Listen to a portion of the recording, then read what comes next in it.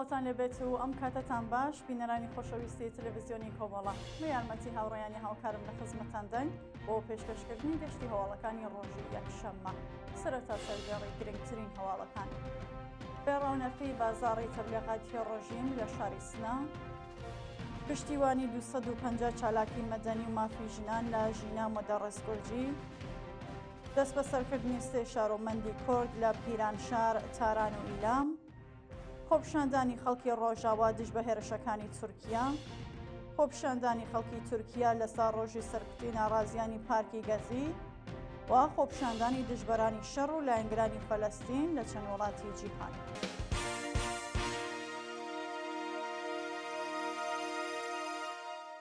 درێژی هەواڵەکان. بێڕەونەقی بازاڕی تەبلیغاتی ڕۆژیم لە شاری سنا. بەپێ هەواڵی گەیشتوو ڕۆژی شەممە 12 جۆزەردان، ئەحمەد وەحیدی وەزیری کێشوەری کۆماری ئیسلامی و شەن ئۆتۆبوس لە هاوڕێکانی لە مەیدان ئیقباڵی سنە حازر بوون تاکو ڕێز لە یادی ئیبراهیم ڕەیسی بگرن، بەڵام مەراسمەکە لەلایەن خەڵکی ئازادی خوازەوە بایکۆت کرا. بە وتەی سەرچاوەکانی هەواڵ، تەنیا بەشداروانی ئەو مەراسمە 200 کەس بوون کە بە ئۆتۆبوس لە شوێنەکانی دیکەوە بۆ شاری سنە هێنرا بوون. لەلایەکی دیکەوە کەشوهەوای قورسی ئەمنیەتی بەسەر شاری سنەدا زاڵکرا و نیشانەکانی ڕژیم لەسەر ساختمانە بەرزەکانی جێگیر و لە ڕێگەی دۆربوونەوە مەراسمەکە چاودێری کرا. هاوکات لەگەڵ ئەو مەراسمە حکوومەتیە، مۆزەفەر ساڵحنیا چالاکی کرێکاری خۆشناوی سنا بەهۆی جەڵتەی دڵەوە گیانی لەدەستدا و خەڵکی شۆڕژگیری سنا هاوڕێ لەگەڵ چالاکانی کرێکاری و مەدەنی لەوانە عوسمان ئیسماعیلی بەشداری بێوێنەیان لە مەراسمی پرسە و سەرخۆشیەکەیدا کرد. پشتیوانی 250 چالاکی مەدەنی و مافی ژنان لە ژینا مۆدەڕێزگورجی. 250 چالاکی مەدەنی و مافی ژنان لە بەیاننامەیەکدا سەپاندنی سزای 21 ساڵ زیندانیان بەسەر ژینا مۆدەڕێزگورجی بە توندی شەرمەزار کرد و پشتیوانی خۆیان لەو چالاکە مەدەنیە و هەموو بەندکراوانی سیاسی ڕاگەیاند. لە بەشێکی ئەو بەیاننامەدا وێڕێ ڕێزلێنانە تێکۆشانی ژینا مۆدەڕێزگورجی بۆ گەشەپێدانی کولتوری کۆمەڵگا لە ڕێگەی دامەزراندنی ڕێکخراوی ژیانەوە و هەوڵەکانی بۆ بەرەنگاربوونەوە لەگەڵ دیاردەی ژنکوژی بانکێشت و دەست بەسەرکردنی بەردەوامی ئەو چالاکە مەدەنیە ئیدانە کردووە. لە درێژەی ئەو بەیاننامەدا چالاکانی مەدەنی سەپاندنی 21 ساڵ زیندانیان بەسەر ژینا وەکو ئێدامەی سەرکوتی چالاکانی ماندوورەنەتی کوردستان کە مێژووی تێکۆشان و بەرخۆدانیان ڕووناکەرەوەی ڕێگەی دادخوازی و یەکسانی خوازی بووە ناوبرد. دەست بەسەرکردنی سێ شارۆمەندی کورد لە پیرانشار، تاران و ئیلام. ڕۆژانی چوارشەممە، پێنجشەممە و هەینی 9 بۆ 11 جۆزەردان سێ شارۆمەند بە ناوەکانی عوسمان گەلاوێژی خەڵکی پیرانشار، حەمید ڕەزا ئەروانە خەڵکی ئیلام و هوشمەند مۆرادی خەڵکی تیکاب لەلایەن هێزە ئەمنیەتیەکانەوە دەست بەسەرکراون. بە پێ زانیاریەکان ڕۆژی پێنجشەممە عوسمان گەلاوێژی بەبێ بەڵگەی قەزایی لەلایەن هێزەکانی حکوومەتەوە ڕەفێندرا و زانیاریەک لەسەر شارەنووسی لەبەردەستانیە.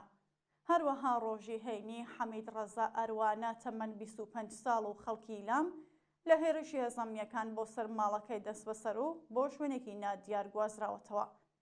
لەلایەکی دیکەوە هوشمەند مۆرادی هاوڵاتی خەڵکی تیکاب کە پێشتر 2 جار دەست بەسەرکرا بوو لە شاری تاران لەلایەن ئیسلاحاتی سوپای پاسدارانەوە دەست بەسەر و بۆ گرتوخەڕەی ناوەندە ئەمنیەتیەکان ڕاگوێزراوە.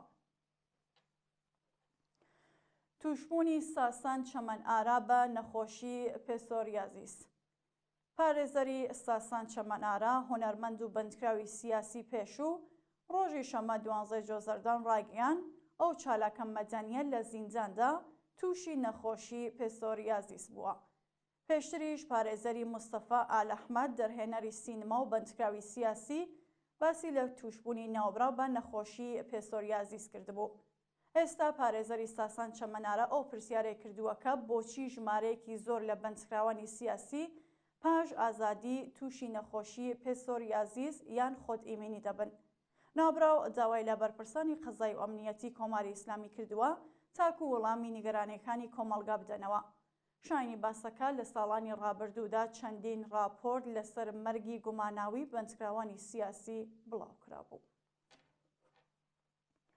ئازادی ئیدریس حاجی ڕەسوولپوور و هێمن ئیبراهیم حەمزە لە زیندان.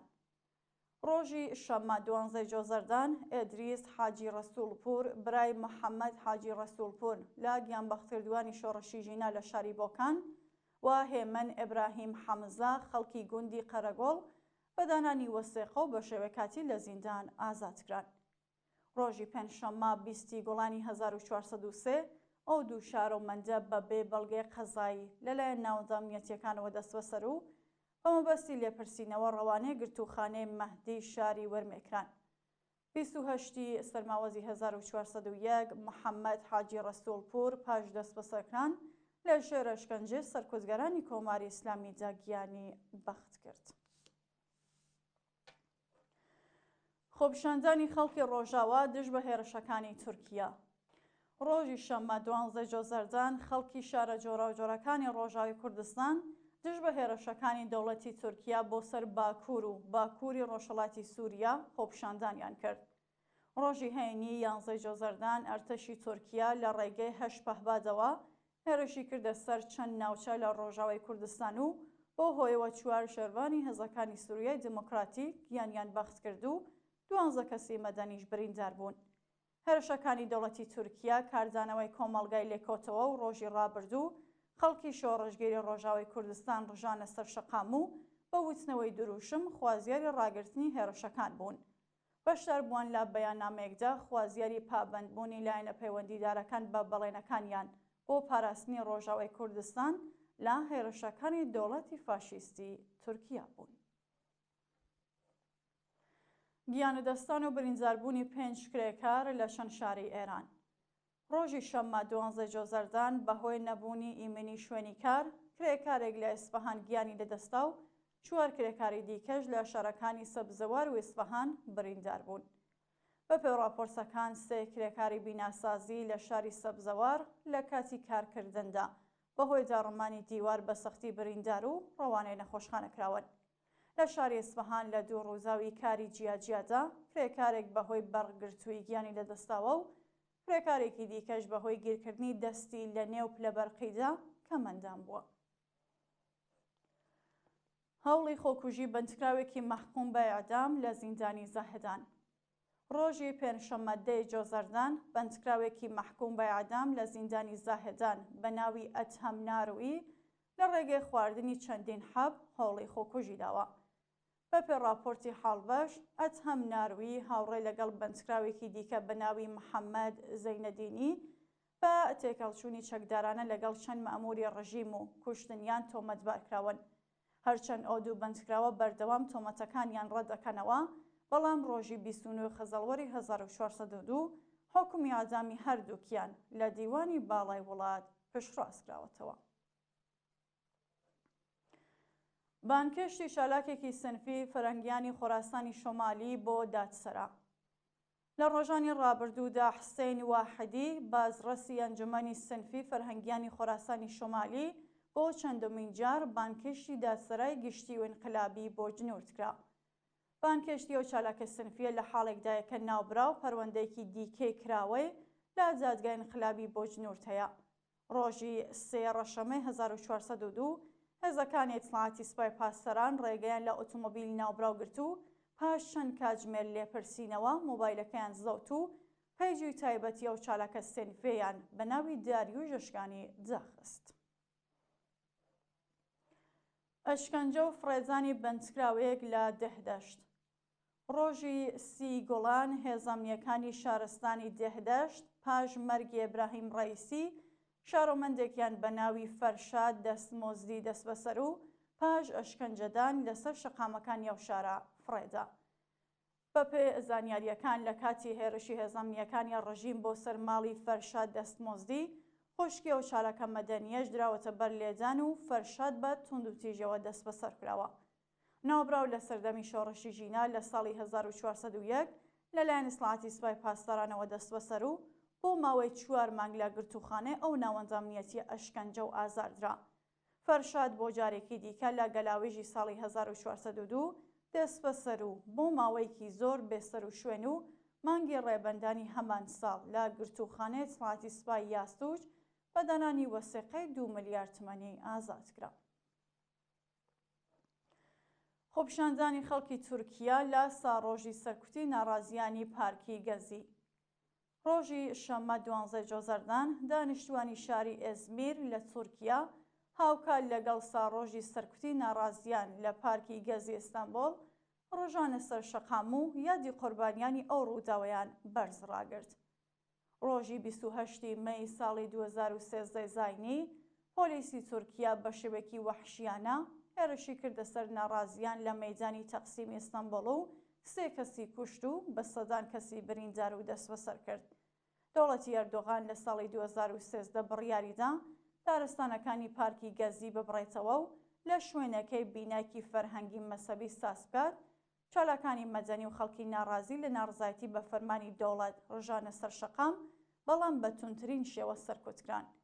خۆپیشاندانەکان بۆ چەند شاری دیکەی تورکیا پەرەیسەند و ناڕازیان پردی بۆسفۆریان لە ئیستانبوڵ داخست و لەگەڵ هێزەکانی پۆلیس بەشەڕ هاتن.